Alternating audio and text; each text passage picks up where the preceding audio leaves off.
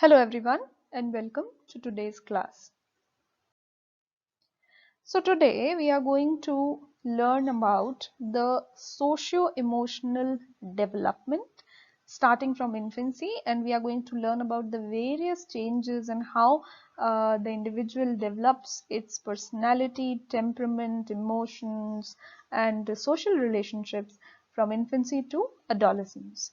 In this series of lectures, in today's lecture, we are going to talk about the socio-emotional development of infancy. And later on in the respective classes, we are going to talk about the socio-emotional development of the other stages like childhood and adolescence. Before we start with the actual socio-emotional development and the nuances of it during infancy, हम ये शुरू करें कि emotions होते क्या हैं। पहले ये समझें कि इमोशंस होते क्या हैं। आज जब हम इन्फेंसी के सोशो इमोशनल डेवलपमेंट के बारे में बात करेंगे तो उससे पहले इमोशंस के बारे में एक क्लैरिटी हमें लानी चाहिए। इमोशंस बेसिकली वो भावनाएं हैं, अगर सरलता से समझें तो ऐसी भावनाएं या ऐसा असर जो किसी भी व्यक्ति के दूसरे व्यक्ति से इंटरैक्शन के परिणाम स्वरूप हो सकता है और या फिर ऐसी कोई सिचुएशन के परिणाम स्वरूप जो सीधा सीधा उस व्यक्ति की वेलबींग से जुड़ा है, जो उसके भलाई से जुड़ा है, जो उसकी स्टेट मेंटल स्टेट से जुड़ा है। तो आम तौर पर इमोशंस ऐसी भावनाएं होती हैं जो किसी ना किसी स्टिम्युलेशन के परिणाम स्वरूप अराइज होती हैं, डेवलप होती हैं। क्योंकि हम आज इन्फेंसी की बात कर रहे हैं तो कई बारी शुरुआती जीवन के शुरुआती स्टेजेस में इमोशंस जो हैं वो बहुत ज़्यादा कम्युनिकेशन को डिटरमाइन करते हैं।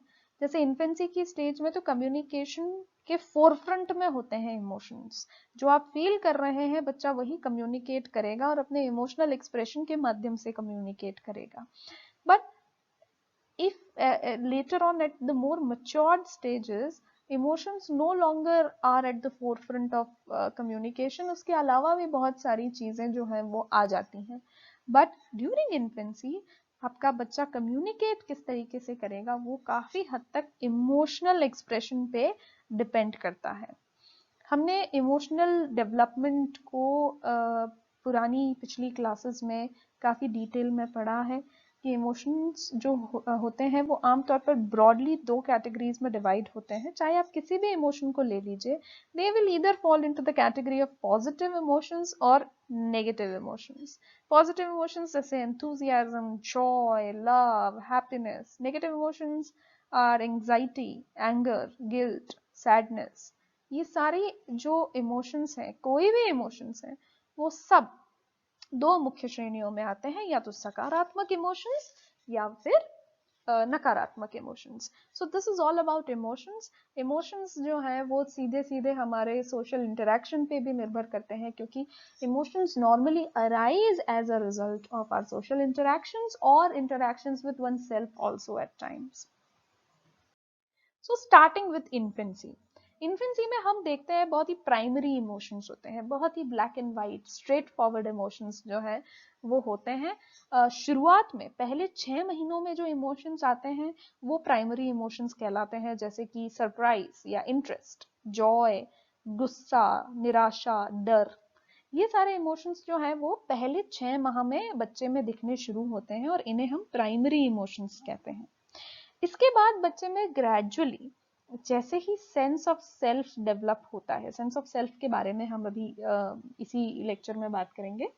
सेंस ऑफ सेल्फ जब डेवलप होता है, जब वो खुद को समझना शुरू करता है, सेल्फ कॉन्शियस होना शुरू करता है, तब सेल्फ कॉन्शियस इमोशंस जो है वो डेवलप होते हैं जो उसके खुद से संबंध रखते हैं, जैसे कि जेलसी, मेरी चीजें, jealousy, empathy, embarrassment, pride, shame, guilt. ये सारी चीजें तकरीबन 6 माह के पश्चात, सेल्फ कॉन्शियस इमोशंस जो हैं वो 6 माह के पश्चात आने शुरू होते हैं, जो दूसरे साल तक, बच्चे के जन्म के दूसरे साल तक चलते हैं और आगे भी चलते हैं। कई लोग, कई एक्सपर्ट्स जो हैं वो सेल्फ कॉन्शियस इमोशंस को अदर कॉन्शियस इमोशंस भी बोलते हैं, क्योंकि ये जो सेल्फ कॉन्शियस इमोशंस हैं जैसे कि प्राइड, गिल्ट, एम्बैरेसमेंट, ये सेल्फ कॉन्शियस इमोशंस आमतौर पर दूसरों के रिएक्शंस पर निर्भर करते हैं कि बाकी लोग जो हैं वो हमें लेकर किस तरीके से रिएक्ट कर रहे हैं, उसके आधार पर हमें ये सेल्फ कॉन्शियस इमोशंस आते हैं। इसीलिए कई एक्सपर्ट्स इन्हें अदर कॉन्शियस इमोशंस भी कहते हैं, because it is based on the reaction of other people. Like for example, एक बच्चा प्राइड कब फील करता है? जब वो अपने द्वारा की गई किसी गतिविधि पर अपने पेरेंट्स द्वारा एनकरेज किया जाता है। So when the parents are encouraging the child, so the emotion of pride is generated from parents encouragement. तो दूसरों के इंटरेक्शन और दूसरों के रिस्पॉन्स पर निर्भर करता है बच्चे का सेल्फ कॉन्शियस इमोशंस, इसीलिए इसे अदर कॉन्शियस इमोशन भी कहा जाता है। Then we have social relationships के रिलेशन में इमोशनल एक्सप्रेशन। इमोशनल एक्सप्रेशन जो है, यानी बच्चा अपने इमोशंस को जो दर्शा रहा है, वो काफी हद तक डिपेंड करता है और काफी हद तक संबंधित होता है उसके केयर गिवर्स के साथ, उसके इंटरेक्शन पे। केयर गिवर्स आमतौर पर माता पिता या दादा दादी या परिवार के सदस्य होते हैं, सिबलिंग्स हो सकते हैं, बट मोटा मोटी ये on a very general basis emotional expression जो है वो केयर गिवर के साथ होने वाले इंटरेक्शन पर निर्भर करते हैं और उनके द्वारा ही डिराइव किए जाते हैं। आमतौर पर यह देखा जाता है कि पेरेंट्स जो है अपने इमोशनल एक्सप्रेशन को बच्चे के इमोशनल एक्सप्रेशन के अनुसार ढालने की कोशिश करते हैं। बट एक इंटरेस्टिंग बात यह भी है कि इन्फेंट्स जो शिशु जो हैं वो भी अपने इमोशंस को दर्शाते हैं अपने पेरेंट्स के इमोशनल एक्सप्रेशन के आधार पर। आपके सामने अचानक, बच्चे के सामने कोई अचानक हंस दे तो बच्चा एज अ रिजल्ट भी मुस्कुरा देता है। तो हैप्पी कंडीशंस में बच्चा हैप्पीनेस को एक्सप्रेस करता है, अचानक किसी अजनबी को देख के बच्चा डर को एक्सप्रेस करता है। So this is how the emotional expression takes place in infants. आमतौर पर दो मेजर कैटेगरीज होती हैं शुरुआत में, क्राइंग और smiling, and then also fear also arises. तो ये तीन तरीके से बच्चा शुरुआत में अपने इमोशंस को एक्सप्रेस करता है।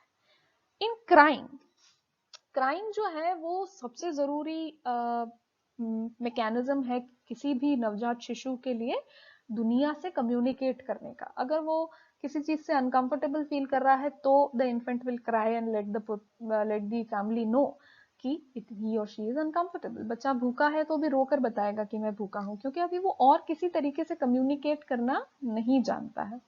इससे भी पहले क्राइंग जो है वो एक बहुत बड़ा इंडिकेटर है जस्ट आफ्टर बर्थ बच्चे के एडजस्टमेंट को देखने के लिए। हमने एडजस्टमेंट्स पढ़े थे नियोनेटल पीरियड में, जिसके अंदर हम जानते हैं एपगार स्केल में भी देखा था कि अगर बच्चा जन्म के पश्चात जब रोता है तो वो इंडिकेट करता है कि बच्चे के रेस्पिरेटरी एडजस्टमेंट्स हो चुके हैं और बच्चा अपने लंग्स में हवा लेकर अब ब्रीदिंग शुरू कर रहा है। So crying is a very important indicator for a child's adjustment also, the neonatal's adjustment. Cries साथ में ये भी प्रोवाइड करती है इंफॉर्मेशन कि बच्चे की हेल्थ कैसी है, सेंट्रल नर्वस सिस्टम किस तरीके से काम कर रहा है। बच्चा रोने का जो रिस्पॉन्स है वो दूसरों के एक्सप्रेशंस, दूसरों के फेशियल एक्सप्रेशंस और अपनी हेल्थ और अपनी वेलबींग के आधार पर नॉर्मली रोता है। तीन किस्म की क्राइज जो है बच्चे की कैटेगराइज की गई हैं। हर रोने के तरीके का कुछ अलग मतलब निकलता है। The first one is a basic cry. Basic cry जो है एक रिदमिक पैटर्न होता है जिसमें बच्चा पहले रोता है, फिर एक थोड़ा सा short silence, then a high pitch cry. So this cry starts with एक रोने की प्रक्रिया, फिर थोड़ा साइलेंस और फिर एक तेज तीखी रोने की आवाज, and then again a silence. तो इस तरीके से रिदमिकली बच्चा रोता है और ये आमतौर पर बेसिक क्राई तब देखी जाती है जब बच्चा भूखा होता है। इन केस ऑफ हंगर बच्चा इस तरीके की रिदमिक बेसिक क्राई देता है और कम्युनिकेट करता है कि I am hungry. The second one is anger cry. ये एंगर क्राई जो है बच्चा इस तरीके से करता है कि वो अपने वोकल कॉर्ड से एक्सेसिव हवा को पास आउट करने की कोशिश कर रहा है, बहुत ज्यादा इंटेंसिटी के साथ अपने गले से आवाज निकाल के और एयर को पुश आउट कर रहा है। So that is the anger cry when the baby is actually truly irritated by something. And third one is the pain cry. ये अचानक लंबी तीखी रोने की प्रक्रिया होती है, जिसके बाद बच्चा अपनी सांस को थोड़ी देर के लिए थाम लेता है और उसके बाद दोबारा से शुरू होता है, which is it is normally in response to something very very painful, something very very intense. बच्चा या तो बहुत ज्यादा डर चुका है या किसी चीज से, जैसे नॉर्मली टीकाकरण के बाद बच्चा जो है इस किस्म की पेन क्राई जो देता है, that is what is this type of cry, जो किसी इंटेंस स्टिम्युलेशन के बाद इस किस्म का कम्युनिकेशन बच्चा करता है। कई सारे वयस्क जो हैं वो डिस्टिंग्विश कर पाते हैं कि बच्चे के कौन से किस्म के रोने का क्या अर्थ है, कि ये हंगर क्राई है, ये एंगर क्राई है और ये पैनिक क्राई है। So this kind of cries जो है वो एडल्ट्स कई बार डिस्टिंग्विश कर पाते हैं। आमतौर पर पेरेंट्स अपने बच्चे की क्राइज को डिस्टिंग्विश कर पाते हैं, हो सकता है दूसरे बच्चे की रोने की जो प्रकार है उसमें डिफ्रेंशिएट ना कर पाए। The second type is smiling. Smiling एक बहुत ही क्रिटिकल एक्सप्रेशन है बच्चे के लिए, क्योंकि ये वो दर्शाता है कि बच्चा नए नए सोशल स्किल्स डेवलप कर रहा है। जब बच्चा हंसना शुरू करता है, मुस्कुराना शुरू करता है, तब ये माना जाता है कि बच्चा सोशल स्किल्स एक्वायर कर रहा है और बच्चा अब डेवलपमेंट के पाथ पर चल रहा है धीरे धीरे। बहुत पावरफुल होती है बच्चे की स्माइल, क्योंकि ये उसके सर्वाइवल और उसकी वेलबींग को भी डिटरमाइन करती है। इमेजिन करिए आप कैसे बच्चे के पास जाना चाहेंगे जो easily smile they they. So a child or an infant who smiles easily and frequently is very well cared for and is more entertained by people as compared to somebody who is very difficult and doesn't smile that often. So smiling is such a social expression जो बच्चे के खुद के wellbeing और survival के लिए बहुत critical है, बहुत इंपॉर्टेंट है। दो किस्म की स्माइल्स को कैटेगराइज किया गया है। First one is reflexive smile. Reflexive smile जो है वो बेसिकली बच्चा बिना किसी रिस्पॉन्स के देता, मतलब किसी भी स्टिमुलेशन के रिस्पॉन्स में नहीं दे रहा है। ये स्माइल आपने देखी होगी जब बच्चा नींद में मुस्कुराता है, तो सामने कुछ भी नहीं है, कोई स्टिमुलेशन नहीं है, but the kid is smiling as a reflex. तो नींद में मुस्कुराना जो है वो रिफ्लेक्सिव स्माइल है। Then we have a social smile. ये एक्सटर्नल स्टिम्युलस के रिस्पॉन्स में होती है एंड ये नॉर्मली 2 महीने की एज आते आते बच्चा शुरू करता है। व्हेन समबडी, जब कोई सामने बच्चे के आता है और वो खुद मुस्कुरा दे तो बच्चा as a return, as a response मुस्कुरा देता है, या बच्चे के सामने कोई उसकी मनपसंद चीज ले आए जो कि हम एक्सटर्नल स्टिमुलस कहते हैं, तो बच्चा मुस्कुरा दे। So that is a social smile. बच्चा अब समाज के अलग अलग एलिमेंट्स के रिस्पॉन्स में मुस्कुरा रहा है और नींद में मुस्कुरा रहा है, बिना किसी एक्सटर्नल स्टिमुलस के मुस्कुरा रहा है, then that is reflexive smile. Infant किस तरीके से जो है डेवलप करता है स्माइलिंग, उसका पूरा एक टाइमलाइन होता है। 2 से 6 माह तक बच्चा सोशल स्माइलिंग धीरे धीरे सीख रहा है और दूसरों की स्माइल के रिस्पॉन्स में स्माइल करना शुरू करता है 2 से 6 माह के अंतराल में। 6 माह पश्चात उसकी ये टेंडेंसी और भी ज्यादा बढ़ जाती है और 2 और चीजें करता है वो स्माइल करने के साथ। वो अपने मुंह को खोल देता है और आंखों को कंस्ट्रिक्ट कर देता है, आंखों को मिच लेता है। So that shows extensive Joy when the child is smiling with his eyes constricted and open mouth. That means the child is joyous। और ये नॉर्मली जब वो अपने पेरेंट्स के साथ कोई बहुत ही मजेदार इंटरेक्शन कर रहा है या कोई मजेदार खेल खेल रहा है, तो ये इस किस्म का स्माइल आता है which is from 6 to 12 months। दूसरे साल में स्माइलिंग कंटिन्यूज। कुछ भी पॉजिटिव सर्कमस्टेंसेस हो रही हैं पेरेंट्स के साथ या अपने सिबलिंग्स के साथ, तो स्माइलिंग बहुत ज्यादा बच्चे स्माइल के माध्यम से अपनी खुशी का इजहार करते हैं। And the third major emotional expression is fear. बच्चे के अर्लीस्ट इमोशंस में से है, क्योंकि क्राइंग स्माइलिंग के बाद फियर का ही नंबर आता है, अपने अर्लीस्ट एक्सप्रेशन में ये आता है, जो कि 6 माह की एज तक बच्चा 6 माह की उम्र पर आते आते बच्चा डर का प्रदर्शन करना शुरू करता है। पर अगर बच्चा बहुत ही नेगेटिव एनवायरनमेंट में रह रहा है, जहां उसको नेग्लेक्ट किया जा रहा है, इग्नोर किया जा रहा है, उसका ध्यान नहीं रखा जा रहा, तो बच्चा 3 माह तक आते आते भी डर का प्रदर्शन करना सीख लेता है। इससे ये पता चलता है कि बच्चे की परवरिश किस तरीके से हो रही है उस पे भी निर्भर करता है कि बच्चा ज्यादा पॉजिटिव इमोशंस को दर्शाता है या नेगेटिव इमोशंस को समय से पहले ही दर्शाना शुरू कर देता है, एक्सपीरियंस करना शुरू कर देता है। सबसे ज्यादा कारण जो डर का बच्चे में देखा जाता है दैट इज स्ट्रेंजर एंजाइटी, यानी किसी अजनबी व्यक्ति को देखकर बच्चा डर जाए। ये सबसे ज्यादा डर का कारण बच्चों में देखा जाता है, खासकर इन्फेंट्स में देखा जाता है। धीरे धीरे जो है स्ट्रेंजर एंजाइटी शुरू होती है। पहले 6 माह की एज तक अगर बच्चा किसी अजनबी व्यक्ति को देखता है तो थोड़ा वेरी सा एक्सप्रेशन देता है, मतलब डर नहीं दिखाकर अपने आप को थोड़ा उससे दूर करने की कोशिश करता है।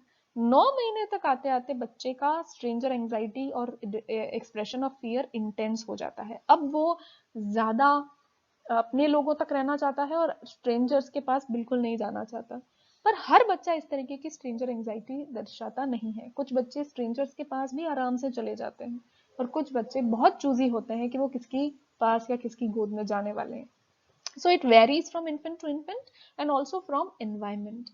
जो बच्चे अपने घर में किसी स्ट्रेंजर को देखते हैं तो उसके साथ फिर भी पॉजिटिव वे में बिहेव करते हैं, हो सकता है उसके पास चले जाएं, उससे बात कर लें। बट अगर वो किसी अजनबी जगह पर अजनबियों से मिलता है तो स्ट्रेंजर एंजाइटी ज्यादा heightened देखी जाती है। So it also depends on the environment in which the child is in and also the child's own preferences. So these are three basic emotional expressions जो बच्चा रोकर, स्माइल कर या डर कर प्रदर्शित करता है। अब बात करते हैं बच्चे के टेम्परामेंट की, यानी अब बच्चे का स्वभाव डेवलप हो रहा है, बच्चा किस किस्म का टेम्परामेंट रख रहा है वो इमोशनल स्टाइल्स पर डिपेंड करता है। कोई बच्चा चेयरफुल हैप्पी रहता है मोस्ट ऑफ द टाइम, कुछ बच्चे कॉन्स्टेंटली क्राई करते हैं, कुछ बच्चे कॉन्स्टेंटली डिस्ट्रेस्ड होते हैं। ये टेंडेंसीज जो है खुशी की या रोने की, ये बच्चे के स्वभाव को दर्शाते हैं, उसके टेम्परामेंट को रिफ्लेक्ट करते हैं। इस टेम्परामेंट का सीधा सीधा लिंक होता है इमोशंस पे, और साथ ही टेम्परामेंट इमोशन के टाइप से ही नहीं डिटरमाइन होता, बल्कि इस बात पर भी निर्भर करता है कि बच्चा कितनी जल्दी इमोशन को दर्शा रहा है, कितनी स्ट्रांगली और कितनी इंटेंसिटी के साथ डेमोन्स्ट्रेट कर रहा है, कितने लंबे समय तक बच्चा खुश रहे तो खुश ही है और रो रहा है तो कॉन्स्टेंटली रो, तो कितने लंबे समय तक बच्चा एक सिंगल इमोशन को डेमोन्स्ट्रेट कर रहा है, कितनी इंटेंसिटी और कितनी जल्दी कर रहा है, और साथ ही कितनी जल्दी उसका इमोशन फेड अवे हो जा रहा है। यानी टेम्परामेंट जो है मात्र इमोशन के टाइप पर निर्भर नहीं करता, बल्कि इमोशन को दर्शाने की कला या इमोशन को दर्शाने की क्या तरीका है उस पर भी निर्भर करता है। खुश है तो बहुत खुश है, लंबे समय तक खुश है, या अचानक चेंज हो गया टेम्परामेंट, चेंज हो गया इमोशन। सो इन सारी चीजों पे इमोशंस जो है वो टेम्परामेंट जो है वो डिपेंड करता है। टेम्परामेंट की दो क्लासिफिकेशन दी गई है। एक ओल्ड क्लासिफिकेशन है जिसमें चेस और थॉमस की क्लासिफिकेशन उसे बोला जाता है, जिसमें 3 किस्म के टेम्परामेंट्स दिखाए गए हैं। The first one is an easy child. ये नॉर्मली पॉजिटिव मूड में रहता है, बहुत जल्दी अपने रेगुलर रूटीन में एस्टेब्लिश हो जाता है, अडेप्ट कर लेता है, जब सोना है तब सो जाता है, खाना है तब खा लेता है, खेलना है तब खेल लेता है। So easy child is somebody जो कि हर सिचुएशन में बहुत ही इजीली अडेप्ट कर ले, पॉजिटिव इमोशंस के ऊपर ज्यादा रहे, ज्यादा पॉजिटिव इमोशंस को डेमोन्स्ट्रेट करें, और नए एक्सपीरियंसेस को इजीली अडेप्ट कर जाए, नई चीजों को इजीली अडेप्ट कर जाए, ज्यादा डिस्ट्रेस्ड और इरिटेट ना हो। Then we have this difficult child. ये नॉर्मली नेगेटिव इमोशंस को दिखाते हैं, बिल्कुल उलट होते हैं इजी चाइल्ड से, हर बदलाव को बहुत ही मुश्किल से अडेप्ट करेंगे, इरिटेट होंगे, डिस्ट्रेस्ड होंगे, अनकंफर्टेबल होंगे, कॉन्स्टेंटली क्राई कर रहे होंगे। So these are the difficult children. वो नई चीजों को एक्सेप्ट नहीं करते, अपने डेली रूटीन्स में भी बहुत इरेगुलर होते हैं, हर दिन कुछ अलग ही रूटीन इनका रहता है, और ये एक कंफर्टेबल रूटीन में अपने आप को सेट नहीं कर पाते। Then the third one is somewhere in between, जिसको हम कहते हैं slow to warm up child.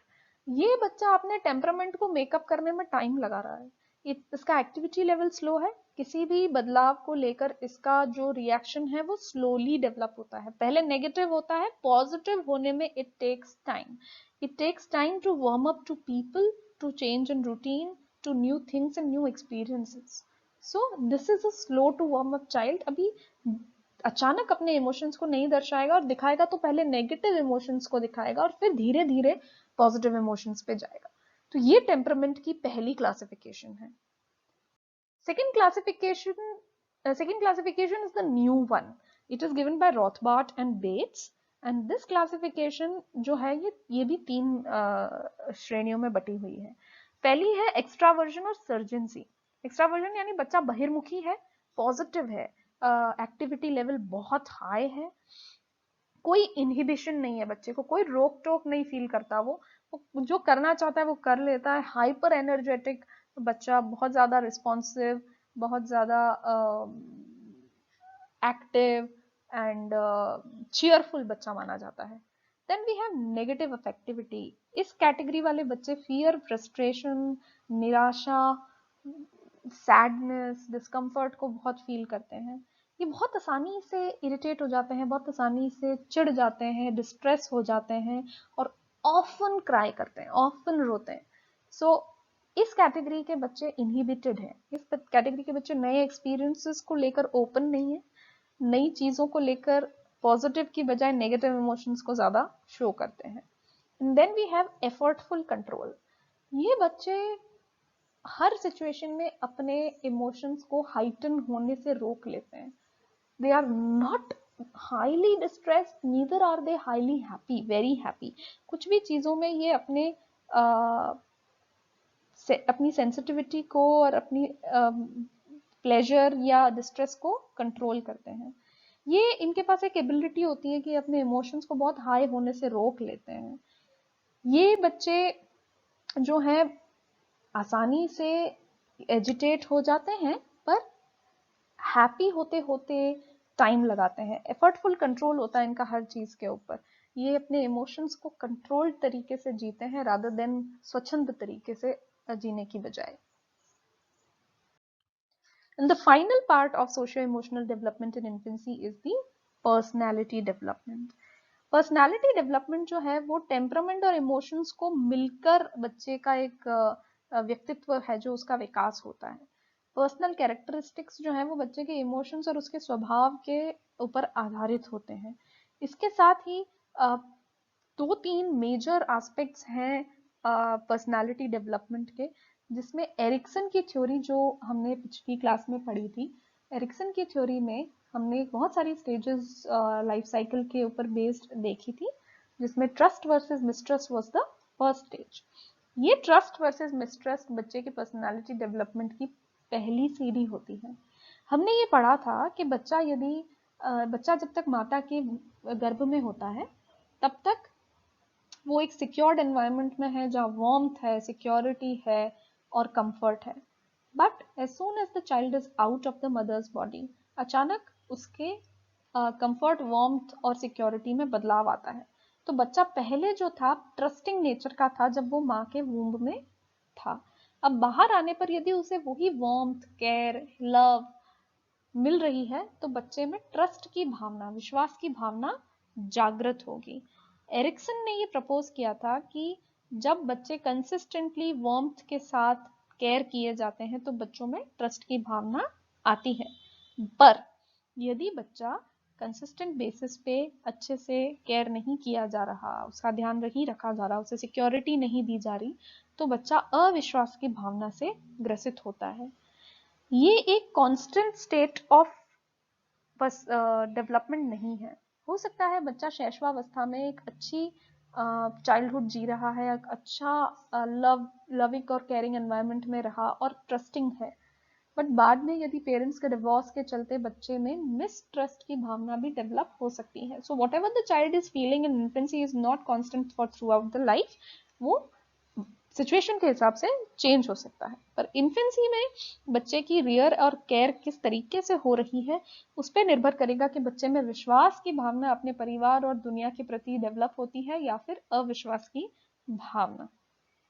Then another aspect of personality development is that the development of self. बच्चा अब अपने आप को रिकॉग्नाइज और अपने आप को समझ रहा है। साइंस ऑफ सेल्फ रिकॉग्निशन जो है वो नॉर्मली 1.5 साल की आयु तक शुरू हो जाते हैं। बच्चा अपने आप को पहचानने की कोशिश शुरू कर देता है। 1.5 साल तक आते आते बच्चा जब अपने आप को आईने में देखता है तो पहचान जाता है कि this person who is visible in the mirror is me. तो वो अपने आप को, शक्ल और सूरत को वो पहचानने लगता है कि ये जो दिख रहा है ये मैं हूँ, ये जो दिख रहा है ये मेरी मदर या मेरा भाई है। So this is the development of self. It is very very preliminary अभी इस स्टेज में, बट अपने आप को समझने में, अपनी शक्ल देखकर अपने आप को पहचान लेना भी अपने सेल्फ रिकॉग्निशन और सेल्फ अंडरस्टैंडिंग का ही एक हिस्सा है। And the third one is independence. Erikson की दूसरी stage autonomy versus shame and doubt पर निर्भर है ये पर्सनालिटी डेवलपमेंट का एस्पेक्ट। बच्चा इस समय अपने मोटर डेवलपमेंट में नई नई अकम्पलिशमेंट कर रहा है, to grasp, to hold, to walk, to run.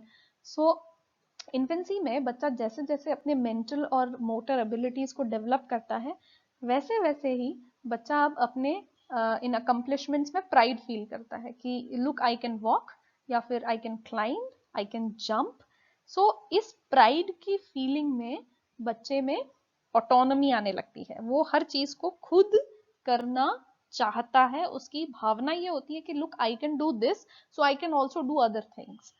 इस समय यदि पेरेंट्स इस मोटिवेशन को पहचान जाते हैं, अपने बच्चे की इस मोटिवेशन को to do everything by himself को पहचान जाते हैं और इस चीज को बढ़ावा देते हैं, तो बच्चा फर्दर अपने मसल्स और इम्पल्सेस को कंट्रोल करना सीख जाता है। पर यदि इस स्टेज में बच्चे के पेरेंट्स यदि इस ऑटोनॉमी को नहीं समझ पाते, इस मोटिवेशन को नहीं समझ पाते और इरिटेट हो जा रहे हैं या ओवर प्रोटेक्ट कर रहे हैं, हर काम बच्चे का खुद करना चाह रहे हैं, तो बच्चा इस समय डाउट में आता है। बच्चे को अपनी कैपेबिलिटीज पे कॉन्फिडेंस और प्राइड फील होने की बजाय शेम और डाउट होने लगता है। For example, if the baby wants to eat on his own accord, if the baby wants to have his food by himself rather than the parent feeding him, उस case में अगर parent, बच्चा अगर खाना खाते खाते गिरा भी रहा है और parent is okay with it, और पेरेंट फिर भी अगर एनकरेज कर रहा है, तो बच्चे में ऑटोनॉमी की भावना, इंडिपेंडेंस की भावना डेवलप होगी, कॉन्फिडेंस आएगा और प्राइड फील करेगा। बट इस समय यदि पेरेंट इरिटेट हो जाता है और बच्चे को क्रिटिसाइज करता है कि आपने खाना क्यों गिराया या गिरा दिया और मैं ही खिलाऊंगा आपको, तो बच्चे को अपनी एबिलिटी पे शेम और डाउट डेवलप होता है। इस समय बच्चे के मन में इंफीरियोरिटी की भावना घर कर जाती है, इसकी नींव पड़ जाती है। Excessive overprotection, excessive criticizing of the baby can develop an excessive sense of shame and doubt अपनी एबिलिटी पे और दुनिया पर भी, कि वो अब बाकी चीजों को भी नहीं कर पाएगा। सो दिस इज द वे बच्चे की पर्सनालिटी डेवलप होती है, अपने आप को समझना शुरू करता है। इस समय अगर बच्चा ट्रस्टिंग है तो पॉजिटिव पर्सनालिटी जो है एक पॉजिटिव एस्पेक्ट के साथ डेवलप होगी। ऑटोनॉमी, अगर इंडिपेंडेंस बच्चे को मिलती है काम करने की, उसको अपनी गलतियों पर एक्सेसिव क्रिटिसिज्म नहीं फेस करना पड़ रहा, तो पर्सनालिटी डेवलपमेंट की नींव जो है वो काफी पॉजिटिव पड़ जाती है। So that was all about the socio-emotional development in infancy period. We learned about the temperament, different kinds of emotional expressions, and also how the personality development begins at this period of lifespan. So that was all about today's class. Do check the description box for notes on the topic. Thank you all very much.